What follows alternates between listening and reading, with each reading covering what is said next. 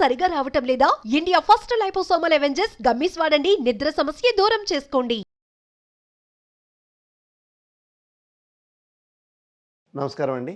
నేను మీ ఆరోగ్యరత్న యోగా సుబ్రహ్మణ్యం. ఈరోజు మోకాళ్ళల్లో గుజ్జు పెరగడానికి ఎటువంటి రెమెడీస్, ఎటువంటి విధానాలని పాటించాలనేది నేను చెప్తాను.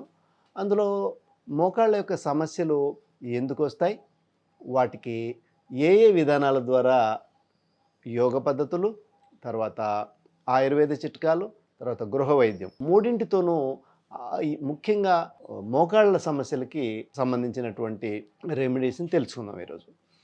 వీటిల్లో ఫస్ట్ది యోగా ద్వారా మోకాళ్ళ నొప్పులను ఏ విధంగా తగ్గించుకోవాలి, మోకాళ్ళ నొప్పులు ఉన్నవాళ్ళు, గుజ్జు అరిగిపోయిన వాళ్ళు ఏ విధంగా దాన్ని మళ్ళీ రీగెయిన్ చేసుకోవాలి, తర్వాత వీటిని గురించి ముందు చెప్పుకుందాం. యోగా అనేది వాత, పిత్త, కఫ ఈ మూడింటిని బ్యాలెన్స్ చేసుకునేటటువంటి ఒక గొప్ప విధానం. అదే పద్ధతిని ఆయుర్వేదం కూడా పాటిస్తుంది. యోగాలో మందు లేకుండా కేవలం మనం శ్వాస ప్రక్రియలు, శారీరక వ్యాయామాలు, తర్వాత క్లీనింగ్ ప్రాసెస్, ఈ మూడింటి ద్వారా శరీరంలో వాత, పిత్త, కఫాలని బ్యాలెన్స్ చేసుకునే మెథడ్ ఉంది, చెప్పుండారు. వాటిల్లో ముఖ్యంగా క్రియలలోకి వస్తే మోకాళ్ళ నొప్పులు ఉన్న వాళ్ళకి గుజ్జు పెరగడానికి ఎటువంటి క్రియలు చేసుకోవాలి అంటే బస్తి క్రియ చాలా చక్కగా ఉపయోగపడుతుంది. బస్తి క్రియ అనేది ఇంతకు ముందు ఋషులు, సాధకులు మాత్రమే చేసేవాళ్ళు. ఈ ఉత్కటాసనాన్ని నేర్చుకొని, తర్వాత నౌలి ప్రక్రియను నేర్చుకొని, ఉడ్యానబంధ ప్రక్రియను నేర్చుకొని, తర్వాత ఎదురు గొట్టంతో చేసేవాళ్ళు. కానీ ఇప్పుడు పరిస్థితుల్లో మనకు టెక్నాలజీ పెరిగిన తర్వాత ఎనిమా పాట్ దొరుకుతుంది బయట. బస్తి ఆర్ ఎనిమా పాట్ అని దొరుకుతుంది ఒక కిట్.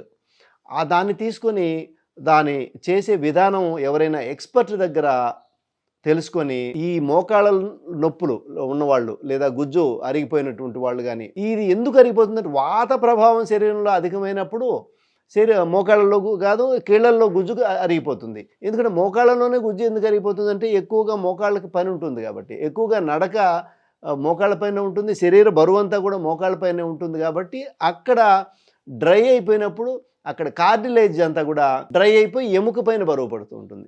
సో దానికి వాత నివారణకి బస్తి క్రియ అద్భుతంగా పనిచేస్తుంది. దాని తర్వాత చిన్న చిన్న వ్యాయామాలు, దాని తర్వాత ఆ బస్తి క్రియ ఏ విధంగా చేసుకోవాలంటే ఎక్స్పర్ట్ ద్వారానే తెలుసుకోవాలి. అది జస్ట్ వేడి నీళ్ళని, గోరువెచ్చటి నీళ్ళని రెక్టంలోకి పంపించి బయటికి క్లీన్ చేసుకోవడం, మామూలుగా టూల్స్ వెళ్ళిపోవడం, అలా వారానికి ఒకసారి కానీ 2-3 రోజులకు, ఫస్ట్ ఎక్కువగా ఉన్నవాళ్ళు కొంచెం ఎక్కువ రోజులు చేసుకొని తర్వాత వారానికి ఒక 10 రోజులకి ఒకసారి చేసుకుంటూ ఉన్నామంటే శరీరంలో మలినం లేకుండా పోతుంది, వాతం కూడా తగ్గిపోతుంది. వాతం శరీరంలో వాతం బొడ్డు నుంచి కింది భాగంలో వాత ప్రభావం ఉంటుంది, ఇక్కడ నుంచి హృదయం వరకు పిత్త ప్రభావం ఉంటుంది, ఈ హృదయం పైన కఫ ప్రభావం ఉంటుంది. సో వాత ప్రకోపాన్ని కనుక తగ్గించుకోవాలంటే బస్తి క్రియ యోగ పద్ధతుల ద్వారా ఉన్నట్టు దౌతిర్బస్తి తదా నేతి లౌలికి త్రాటకం తదా కపాలవాతిశ్చైతాన్ని షట్కర్మాణి సమాచరేత అంటాడు. ఈ 6 ప్రక్రియలు దౌతి, బస్తి, నేతి, లౌలికి, నౌలి, వారిసార, దౌతిర్బస్తి తదా నేతి, లౌలికి, త్రాటకం, తర్వాత కపాలవాతి.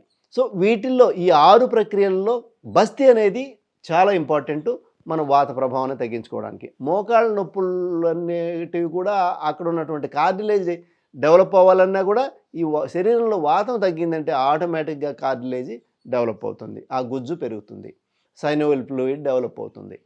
ఇది తర్వాత ఈ యోగ ప్రక్రియల్లో ఇలా చేసుకోలేని వాళ్ళు ఎవరైనా ఉంటే ఆయుర్వేదంలో మనం చూసినామంటే ఆయుర్వేదంలో కూడా పంచకర్మ అని ఉంది.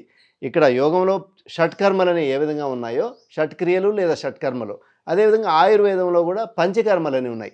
ఆ పంచకర్మల్లో వస్తి కర్మ, ఇక్కడ బస్తి అంటారు, బస్తి వస్తి వా మరియు బా భేదం లేదు. బంగాల్ అంటాం, వంగాల్ అది యాక్చువల్గా వంగదేశం, వసంత, బసంత, అట్లా వాకు బాకు తేడా లేదు, వస్తి లేదా బస్తి. సో అక్కడ కూడా వస్తి కర్మలు ఉన్నాయి, ఇక్కడ మనం చేసుకోవచ్చు యోగాలో. తర్వాత అక్కడైతే వాళ్ళు తైలవస్తి అని, మాత్రావస్తి అని, వాళ్ళు కషాయ వస్తి అని ఇలా వాళ్ళు వస్తి కర్మలు చేసి వాతాన్ని తగ్గిస్తారు. ఆ విధంగా కూడా మోకాళ్ళ యొక్క సమస్యలు తీరుతాయి. తర్వాత జానువస్తి అని, జానువస్తి అత్యంత అద్భుతంగా పనిచేస్తుంది. మహావిషగర్భ తర్వాత నిర్గుండి ఈ 2 తైలాలని కనుక కలిపి జానువస్తి చేస్తే, జానువస్తి అని ఒక మోకాలికి చుట్టూ ఒక కట్టలాగా కట్టి, అంటే ఒక హాఫ్ 50% గోధుమ పిండి మైదా పిండిని తీసుకొని ఒక కట్టలాగా మామూలుగా పిసికి నీళ్ళలో మామూలుగా చపాతీ పిండిలాగా తయారు చేసి దాన్ని తీసుకొని మోకాళ్ళకి కట్టలాగా కట్టి ఈ 2 తైలాలు కలిపి మహావిషగర్భ నిర్గుండి తైలం రెండింటినీ కలిపి కొంచెం వేడి చేసి గోరువెచ్చగా ఆ కట్టలో ఆ లోపల పోసినామంటే, ఆ మోకాలి పైన వేసినామంటే అక్కడ ఒక 15 మినిట్స్ ఉంచి మళ్ళీ దాన్ని దూది తీసుకొని దాన్ని పైకి తీసి మళ్ళీ కాంచి మళ్ళీ వేసినామంటే, అట్లా ఒక 2 సార్లు కానీ 3 సార్లు కానీ 4 సార్లు కానీ 5 సార్లు కానీ చేసినామంటే లోపలికి ఆ నూనెలో ఉన్నటువంటి మెడిసిన్ అంతా కూడా లోపలికి వెళ్ళి అక్కడ మోకాళ్ళలో ఉన్నటువంటి ఆ డ్రైనెస్ తగ్గించి మోకాళ్ళలో గుజ్జు పెరగడం లేదా సైనోవిల్ ఫ్లూయిడ్ పెరగడానికి కూడా చాలా ఉపయోగపడుతుంది. అయితే నెక్స్ట్ ఒకటి ఇంతకుముందు చెప్పుకున్నాం, యోగా ద్వారా ఎలా తగ్గించుకోవచ్చును, తర్వాత ఆయుర్వేదం ద్వారా ఎలా తగ్గించుకోవచ్చును. ఇంకా ఇవి మందులు లేనటువంటివి, అంటే శరీరంలోకి ఇంటేక్ ఏమీ లేవు, కేవలం ఎక్స్టర్నల్గా వాడుకునేటటువంటి అన్నమాట ఇవి. తర్వాత శరీరంలోకి తీసుకునేటివి ఏం పనిచేస్తాయంటే ముఖ్యంగా చింతగింజలు. గుజ్జును మోకాళ్ళలో గుజ్జును కార్డిలేజ్కి గుజ్జును పెంచాలంటే చింతగింజలు బాగా ఉపయోగపడతాయి. ఇంకా అడవి చింత అయితే ఇంకా బెటరు.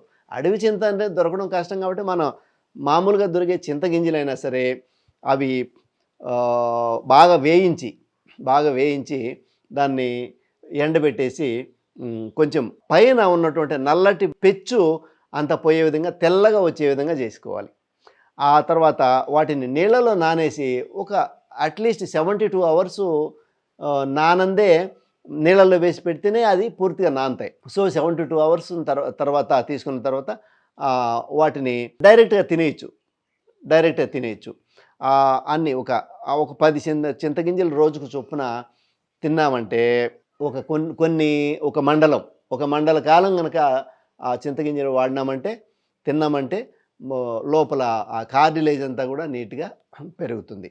గుజ్జు పెరగడానికి అత్యంత అద్భుతంగా పనిచేస్తుంది. అదేవిధంగా అడవి చింతను కూడా మోకాళ్ళ గుజ్జును పెంచుకోవడం కోసం అడవి చింతను కూడా వాడచ్చు.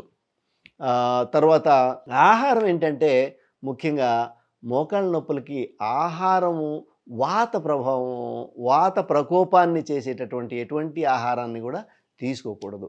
ఎందుకంటే బంగాళదుంపలు కానివ్వండి, తర్వాత ఎక్కువగా అరటిపండ్లు తినడం కానివ్వండి, ఎక్కువగా వంకాయ తినడం కానివ్వండి, గడ్డకూరలు మ్యాక్సిమం వాతాన్ని పెంచేటివి ఉంటాయి.